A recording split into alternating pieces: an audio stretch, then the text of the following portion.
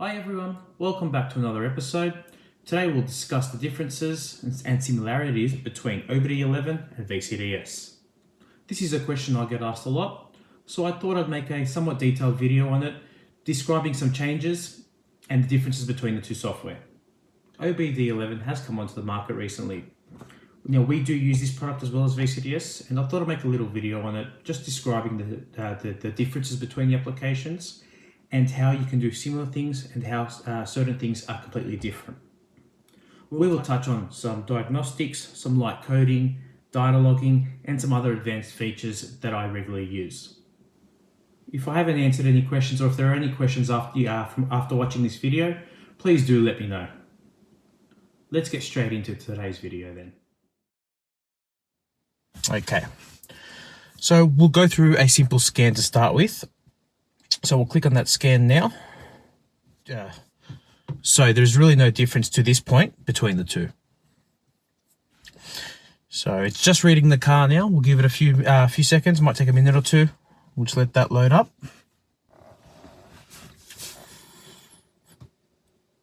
Okay, so that scan's just finished. Now what we'll do, we will go through the problems found. This car's got a few.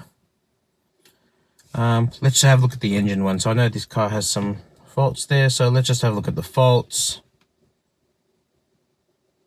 Okay, so we know it's got an existing problem where the evap sensor, the purge valve, there's an issue with it. So that's something we are aware of it. Cool. So we can access all the other modules by hitting the blue screen on the bottom and just having a look at the red ones. So we can go have a look at the other ones, faults. Let's have a look, see what comes up. Okay, we've got a right brake light problem and a left low beam bulb problem. So that's something that can be sorted out. Okay, so that's a simple scan, and obviously from there we can clear the codes, rescan it, so on and so forth. So there's no problems there. Okay, so now we will head over to simple coding changes. So fundamentally, VCDS and OBDEleven work in two different ways. OBDEleven uses a credit-based system for the basic plans and the pro plans. There is the top plan, I'm not sure what that is exactly, can't remember the name of it, where for a yearly fee, there's no credits required. So that would be the case, the most common case. If you do a lot of cars like me, you're using that plan if you were to go down that route. So that's the two, I just want to identify them as the two major differences between the two applications. So let's head over, just want to have a look at now, we'll head over to apps. Okay, so, first of all, we got footwell lights while driving. Let's just quickly do that, right? So if we wanted to, I just wait for the current value, we'll just turn that on in this case. So using the predefined coding features, they're awesome, makes it really easy. We can change the value. So by changing that value,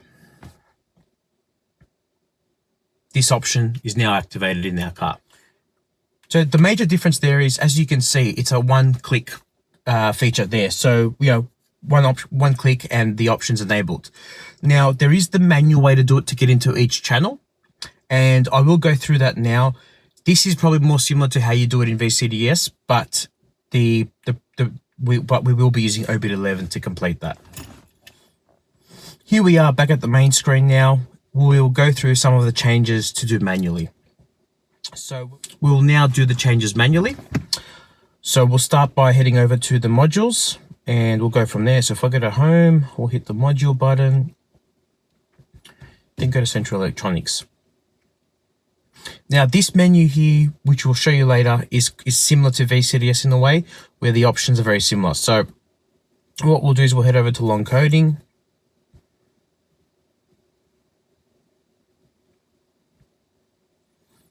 Wait for that list to build. Now, as you can see here, we have all the manual options. So we'll just go through them now. Okay, so now for argument's sake, let's just say we want to turn the daytime running lights on in the Mark V. We can always just hit active. We click slide to right, that applies the change. Now, the cool feature with this is this doesn't take up any credits because you're doing you're making the changes manually. So if this is something you feel that you're confident with to do, that's something fine to do. Obviously, these changes are the same, very similar to basically how you do it in VCDS. Another thing I want to touch on is backup process. In the Mark 5 and 6, the backup, most of the changes were made in long coding. There wasn't too many adaptational changes. So the backups was mainly in the long coding. So we will do that now to show you how it's done. So I always recommend this, no matter what software you're using, to always back up the car. Now, which is good in this car, you can actually have all of them ticked, untick what you want. So the main things you always want is the top two, but there's no harm in including the others, especially when you're sending the logs or something to somebody else. So a simple backup, and then you can select the module. So let's say if we're mucking around with the central electronics module, if it wants to work. Yeah, you can select the backups.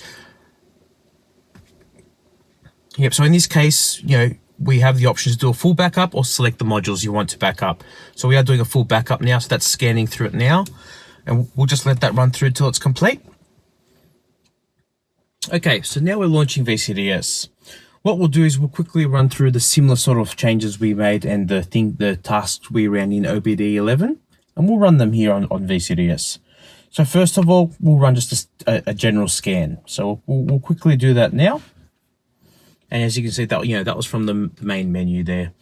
There was an auto scan feature. So everything's auto. You don't need to change any settings. It'll pick up everything from the car. So that's just running through it now. To this point, for a general quick scan of each module, as you can see, so far it is very similar. There's not too many differences between them so far. They both do exactly the same thing essentially. As you can see, it's now finished and it's come up with the report. This can be saved, printed, whatever you like from there. What we'll do now is we will jump into similar changes we made on the OBDEleven. So we'll jump into the modules here and we'll go to 09 Central Electronics. And we'll click on the coding option once it becomes available. And we'll go to long coding here. And we have the same functionality there. So bit 4, which is the daytime running lights North America. So we can activate that if we wanted to and go do it.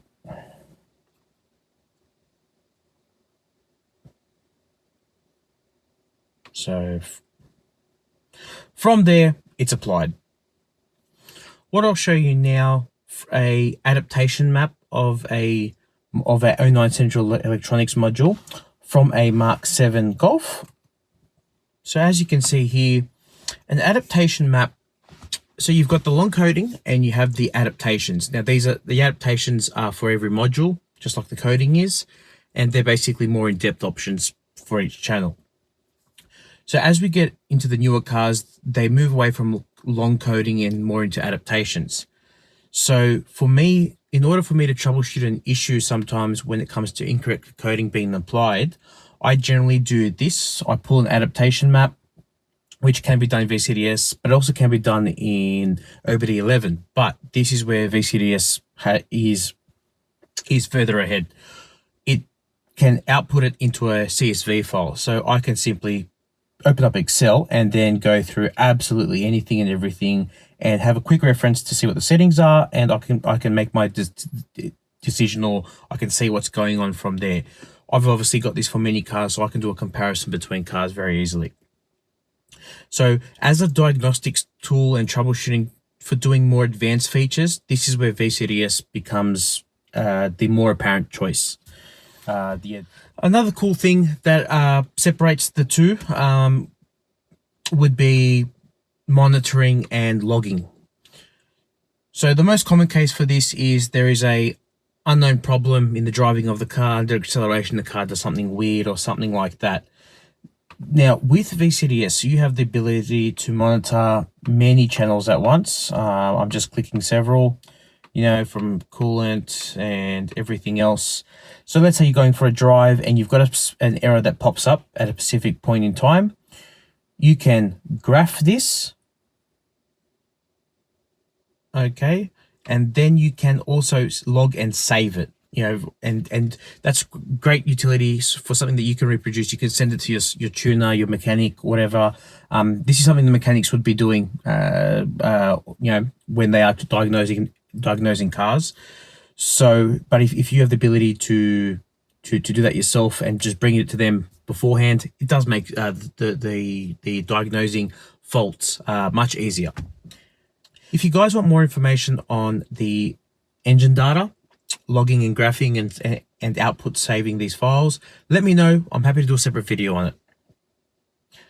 Now with the service reminder indicator resets, obviously they're both very easy on OBDEleven and VCDS. They were both, I think, on the home screens. If not, they're one option away from the home screen. So they are both fairly easy options to complete on both. Now, I did touch on the adaptation maps, and that's all run from the applications menu here, where you've got your controller channel maps. So you can select the module you want, which in some case will be 09 or whatnot, whatever. To click the function you'd like to save or log, and press CSV essentially. That'll bring it up in the Excel file. We have gone over both options now, as you've seen, and the common question we get asked is, which one is better? Now, there is no one better solution compared to the other. For the average home user, I would say OBDEleven is easier and easier, simpler, and the one to pick. For more complex diagnosis, coding that you do regularly, or anything else that I tend to do, I would go with VCDS.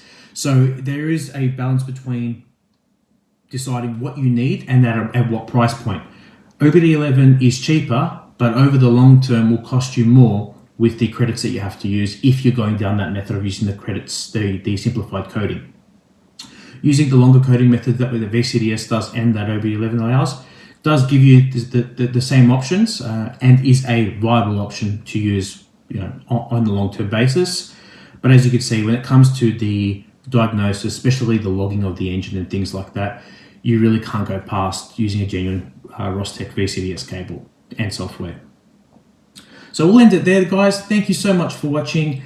As always, if you have any questions, leave a message, and you can either find us on Facebook at Vehicle Coding Diagnostics Sydney, or you can send us a message or email at our web address, which is vcdssydney.com.au, and our email address is info@vcdssydney.com.au. Thank you so much. Bye.